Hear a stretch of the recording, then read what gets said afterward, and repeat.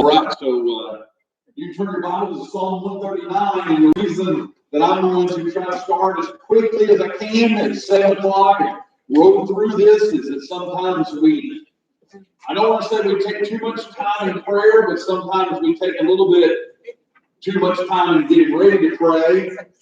And so I want to try to have a half an hour to teach because I'm going to try to finish the Psalms. I preached through the book of Psalms on Sunday night for a long time, and we are at Psalm 139, and I'm like, I need to get this finished. I need to put a bow around it, tie it up, and finish it off.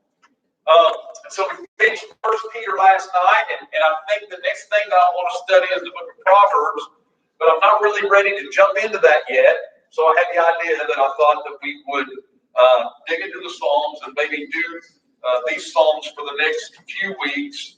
Again, it'll be about 11 Psalms that we have left, 11 or 12, and we'll try to knock these out, and we'll finish up this study.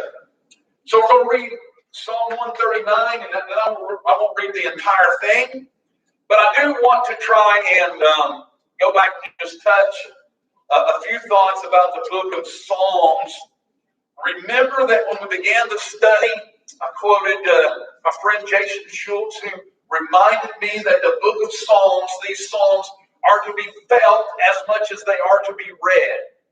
It is the book of Psalms that gets into the very emotions of people. The psalmist, you dig into the deepest emotions that are in their hearts. And so we see our own hearts and our own lives in the book of Psalms. Remember, the Psalms were worship songs for the children of Israel. And one of the things we've always tried to mention is what was going on in the psalmist's life when he wrote this psalm. When he wrote that particular psalm, what was going on? Who was the author and what was going on in their life? And for Psalm 139, that psalmist is David. And of course, it tells us there to the chief musician, a psalm of David. So we know that this was a psalm that was sung often in the worship in Israel. And of course, this is probably the shepherd-born boy David who wrote this psalm. We also, just doing a little bit of study, this psalm was a psalm that would have been read every night by the families in Israel. So that's interesting. This would be a psalm that would probably be read every night in the families of Israel. And it is lifting God up for who he is, and then the individual response to that. And we're going to see into the heart of David. We're going to see when he considers God, he sees who God is, and then he looks at his own heart, and he thinks about his own heart, and he thinks how other people respond to who God is. That's what we're going to see as we look into this psalm. Looking for both pair of glasses. Must be wrong. All right. So anyway, so here we are, the Psalm 139, and the introduction to this psalm. In one of the commentaries that I read, it says this.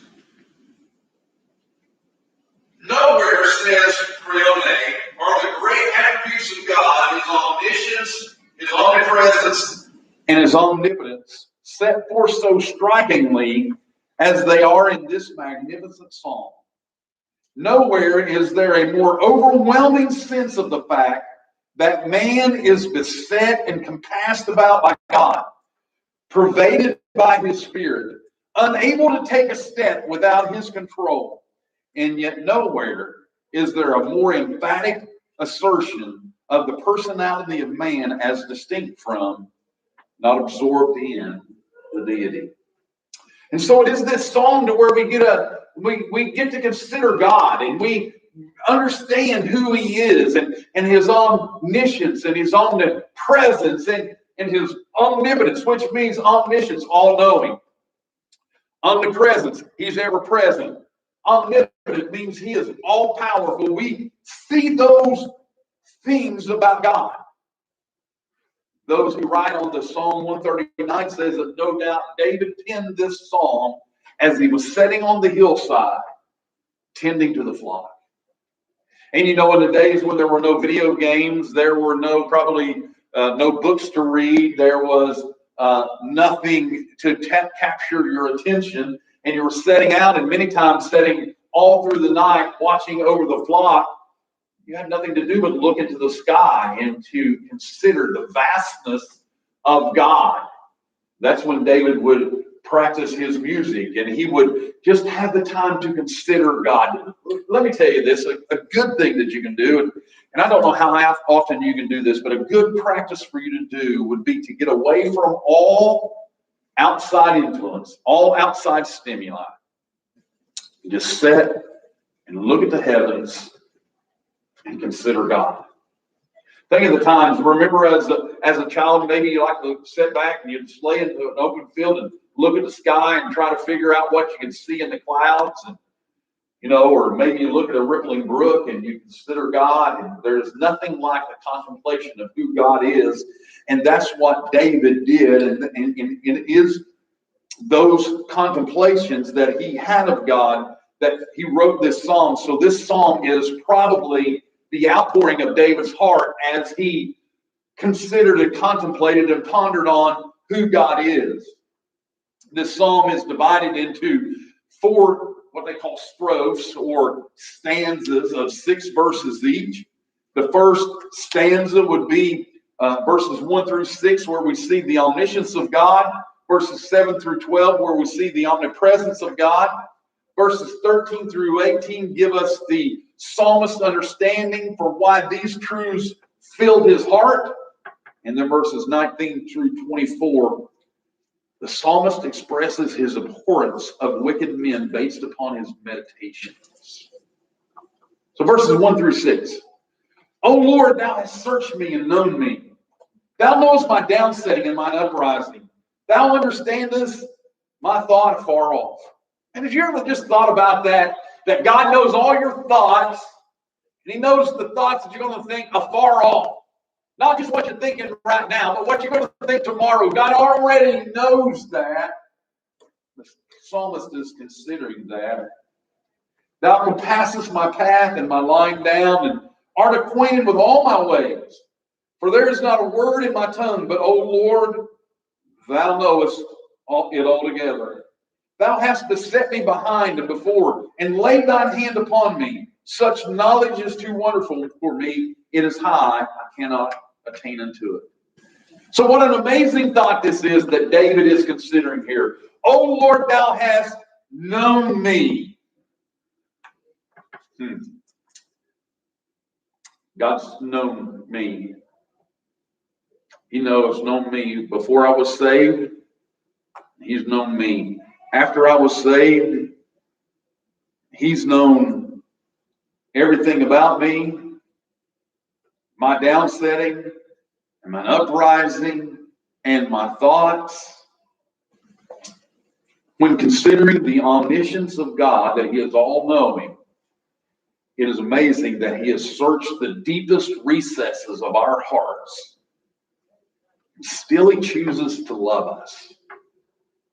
See, he knows every wicked thought, every angry thought, every thought about you, and he still chose to love you. That is amazing to me. And he has always known that, because let's remember that God is immutable. That means that he cannot change.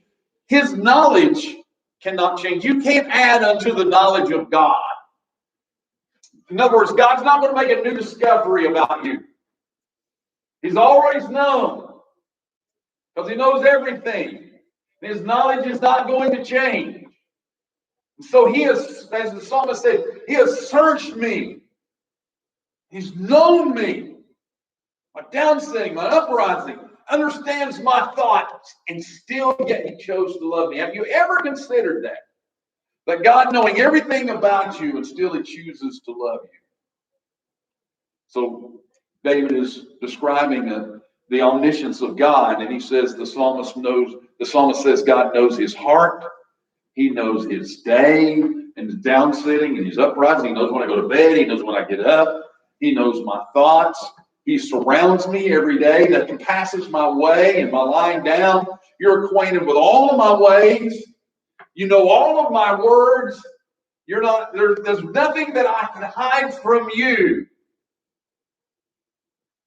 You know it all. You know, that can be either a scary thought or that can be an exciting thought. But here's what we all need to understand. That's true of God concerning you. You're not hiding anything from Him. You're not manipulating circumstances to get your way that God doesn't already know all about it. God knows what you're doing behind the scenes. See, God knows all about that, so we want to understand that. God knows all of that. And the outcome of this understanding, God knows my ways and He knows my words. Thou hast set me behind and before. The outcome is that God has beset him. That word beset means hemmed in. God, you have hemmed me in. And that means that God has protected his front and God has protected his back. I'm reading 1776, have been reading it for a while. I picked it back up and read a few chapters today, and they were talking about Washington and the Continental Army protecting New York from the attack of the British, and how that they were trying to protect Brooklyn, and the British outflanked them, caught them by surprise from behind, and just wiped them out in the very first real battle after Bunker Hill, and they just wiped them out almost. It wasn't a total defeat, but they had to tell them run. They ended up leaving Brooklyn. Washington and his men ended up leaving New York City, but they attacked from behind. But here, David says, I understand, God, you before me and behind me, and not only that, not only have you hemmed me in, protected me in the front and the back, but you've laid your hand upon me. So I have in my notes here, the psalmist is probably sitting and contemplating the events of his life. He is probably able to understand that the events turned out the way they did because God's hand was upon him. See, when David looks back at his life, and maybe he's fighting that bear,